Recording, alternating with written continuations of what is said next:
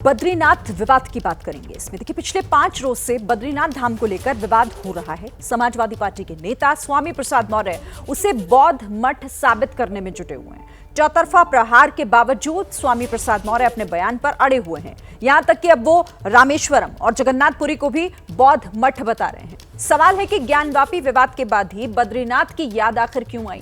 स्वामी प्रसाद मौर्य के विवादों के इस नए एडिशन में वोट बैंक का कैलकुलेशन क्या है, जरा रिपोर्ट देखिए। अधिकांश हिंदू तीर्थ स्थल पहले कभी बौद्ध मठ थे। अभी भी 8वीं शताब्दी तक बद्रीनाथ धाम बौद्ध मठ था। इसलिए कि मैं ग्राम मुद्दा उठाने में यकीन नहीं करता।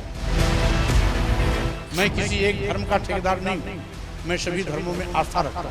मैं सभी धर्मों का सम्मान करता हूं। ये स्वयंभू समाजवादी सियासी पुरातत्ववेत्ता हैं, जिन्होंने 13 सदी पुराने उस कथ्य को तथ्य के साथ खोजने का दावा किया है, जिसके केंद्र बिंदु में हिंदुओं की आस्था है, जिस पर 100 करोड़ से ज्यादा सनातनी श्रद्धालुओं की अटल श्रद्धा है, जिसके दर्शन भर से समस्त पापों से मुक्ति का मार्ग प्रशस्त होने की दृढ़ मान्यता है। वेदों और पुराणों में जिस 4 धाम का जिक्र है, उसके अस्तित्व पर उस स्वामी प्रसाद मौर्य ने सवाल उठाया है, जो विवादित बयान देने के लिए विख्यात हैं। अधिकांश हिंदू तीर्थ स्थल पहले कभी बौद्ध मठ थे। उनको तोड़ करके हिंदू तीर्थ स्थल बनाए गए हैं। अभी भी 8वीं शताब्दी तक बद्रीनाथ धाम बौद्ध मठ था। उत्तर प्रदेश की राजनीति में 27 वर्षों से दखल रखने वाले स्वामी मौर्य के इस बयान पर कैसे सियासी भूचाल आया हुआ है, ये हम आपको विस्तार से बताएंगे। मगर उससे पहले जान लीजिए कि स्वामी मौर्य ने 4 धाम वाले विवाद का पहला अध्याय 26 जुलाई को लिखा था, जब वो ज्ञानव्यापी पर ज्ञान दे रहे थे। आज़ादी के दिन जिसकी जो स्थिति रही है, उसे यथास्थिति बनाए रखना चाहिए, जिससे कि हमारा भाईचारा बना रहे, आपसी सौहार्द बना रहे, हिंदू मुस्लिम सिख ईसाई आपस में सब भाई भाई की बात की गरिमा बनी रहे। और यदि ईसाई जांच की बात चलती है तो ज्ञानवापी मस्जिद की ही क्यों? जितने भी हिंदू धर्म स्थल हैं, उसके पहले उनकी क्या स्थिति क्या थी, इसकी भी जांच होनी चाहिए। क्योंकि मैं जानता हूं कि अधिकांश हिंदू तीर्थ स्थल पहले कभी बौद्ध मठ थे। उनको तोड़ करके हिंदू तीर्थ स्थल बनाए गए हैं। ज्ञानवापी को लेकर धारा प्रवाह बोलते बोलते स्वामी मौर्य ने सबसे पहले 4 धाम में से एक धाम का जिक्र किया। तभी उन्होंने विकिपीडिया से उधार लेकर बद्रीनाथ धाम को लेकर बौद्ध मठ वाला ब्रह्म ज्ञान बांटा। विकिपीडिया उठा के देख लीजिए, अभी भी 8वीं शताब्दी तक बद्रीनाथ धाम बौद्ध मठ था। आदि शंकराचार्य ने उसको बद्रीनाथ हिंदू धर्म मठ बनाया। बद्रीनाथ वाले विवाद को उन्होंने कैसे आगे बढ़ाया, ये विस्तार से जानने से पहले जान लीजिए कि विवादों का अखंड अध्याय लिखने वाले स्वामी मौर्य ने जिस बद्रीधाम को 8वीं शताब्दी में बौद्ध मठ बताया है, उसके बारे में मान्यता है कि वो भगवान विष्णु के 24 अवतारों में पवित्र तीर्थ स्थलों में से एक है। बद्रीनाथ मंदिर उत्तराखंड के चमोली जनपद में है। यह मंदिर अलकनंदा के दाहिने तट पर स्थित है, जहां पर भगवान बद्रीनाथ जी की शालीग्राम पत्थर की स्वयंभू मूर्ति की पूजा होती है। इस धाम का वर्णन स्कंद पुराण, केदारखंड, श्रीमद्भागवत आदि अनेक धार्मिक ग्रंथों में आया है। सनातनी मान्यताओं के मुताबिक भगवान विष्णु ने नारायण रूप में सतयुग के समय यहाँ पर तपस्या की थी। बद्री धाम में जो मूर्ति है, वो अनादिकाल से है और अत्यंत भव्य एवं आकर्षक है।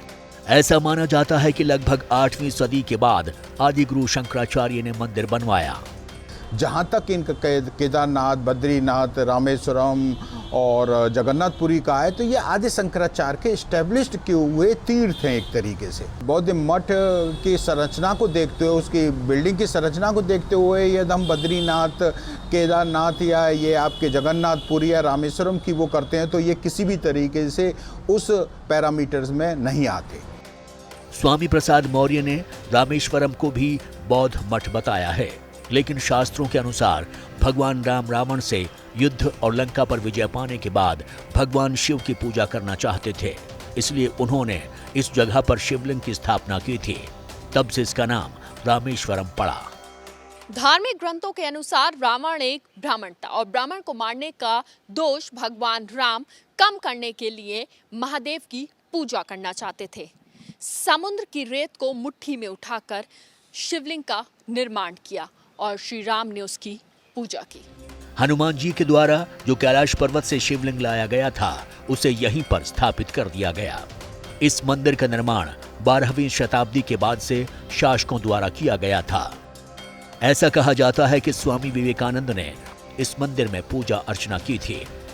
ये 12 ज्योतिर्लिंग मंदिरों में से एक है जहां शिव की पूजा ज्योतिर्लिंगम के रूप में की जाती है। स्वामी मौर्य ने उस जन्नाथपुरी को भी बौद्ध मठ करार दिया है, जो हिंदुओं की आस्था के शीर्ष पर स्थापित है, जो हर साल निकलने वाली रथ यात्रा उत्सव दुनिया भर में बहुत प्रसिद्ध है। हालांकि इस मंदिर के हिंदू मान्यता और स्वामी प्रसाद मौर्य के दावों के बीच इतिहासकारों का क्या कहना है, उसे समझिए जरा। बौद्ध मठ होने का प्रश्न इसलिए भी नहीं उठता है क्योंकि मठों के भीतर विशेष रूप से गुरु और शिष्य अध्ययन और अध्यापन का कार्य किया करते थे। वह पूजा का केंद्र बिंदु कभी नहीं रहा। 4 धाम में से इन्हीं 3 धाम की धार्मिक नींव पर जब स्वामी प्रसाद मौर्य ने सवाल उठाया तो बवाल खड़ा हो गया। सबसे पहले उस देवभूमि के मुख्यमंत्री ने स्वामी मौर्य की मंशा पर सवाल खड़ा किया, जहां बद्री धाम अवस्थित है। जिस प्रकार से स्वामी प्रसाद मौर्य जी का बयान आया है वो बहुत दुर्भाग्यपूर्ण है और वह जिस गठबंधन के वो हिस्से हैं, ये स्वाभाविक है कि उनका बयान इस प्रकार का आना ही है, लेकिन उनके नाम के आगे स्वामी हैं, कम से कम उनको ऐसे बयान देने से पहले सोचना चाहिए।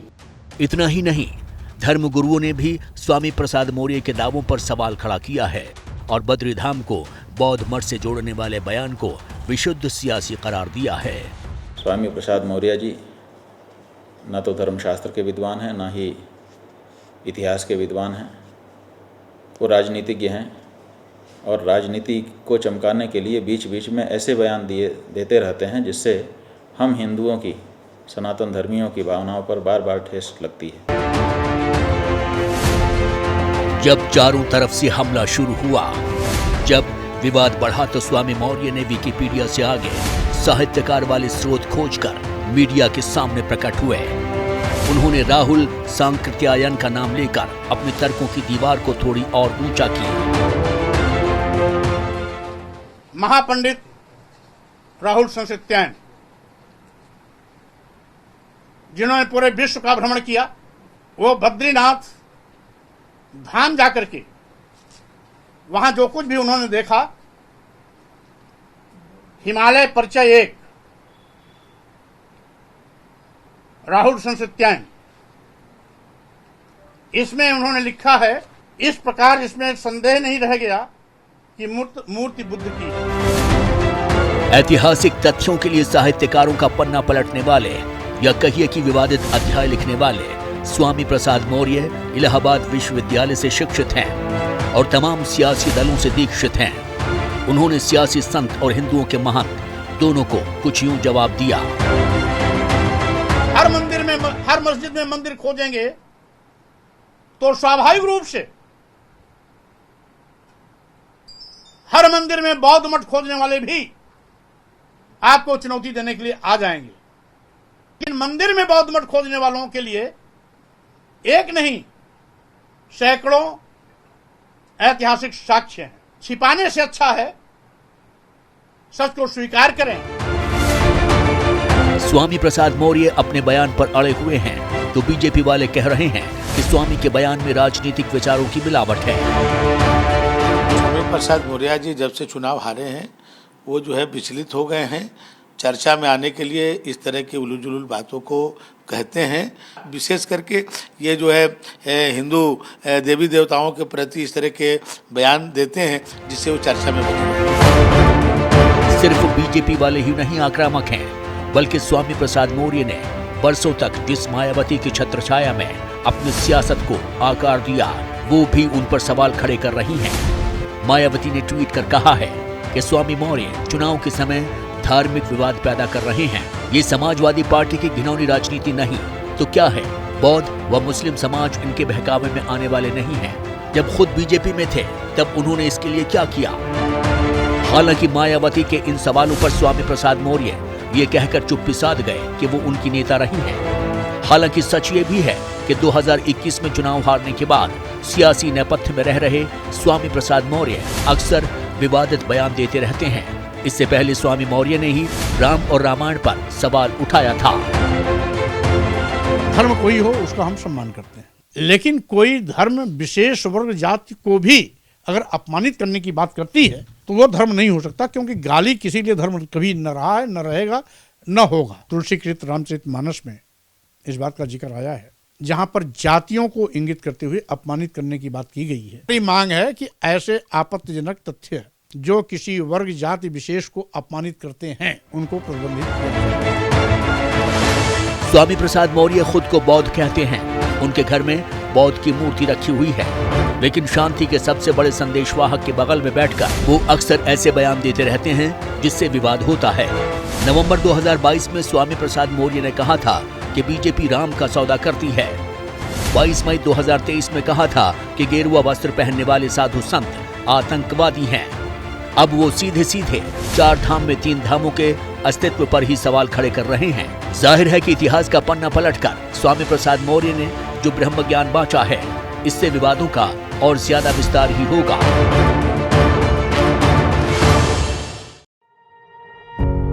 पत्रकारिता कोई इमोशन नहीं है, ना अपना कोई ज्ञान देना है और ना कोई विचार थोपना है। पत्रकारिता क्या है? पत्रकारिता का मतलब है सही जानकारी इकट्ठा करना और तथ्य बताना। पत्रकारिता आज जितने महत्वपूर्ण दौर में है, शायद पहले नहीं थी। इस दौर से निकलने के लिए सिर्फ सच दिखाने की जरूरत है, वो सच जो आपके हित को आगे रखे। इसलिए अब रात 9 बजे प्राइम टाइम नहीं होगा, ये आपका टाइम है। जगविंदर पटियाल के साथ देखिए पब्लिक इंटरेस्ट सोमवार से शुक्रवार रात 9 बजे सिर्फ एबीपी न्यूज पर। एबीपी न्यूज आपको रखे आगे।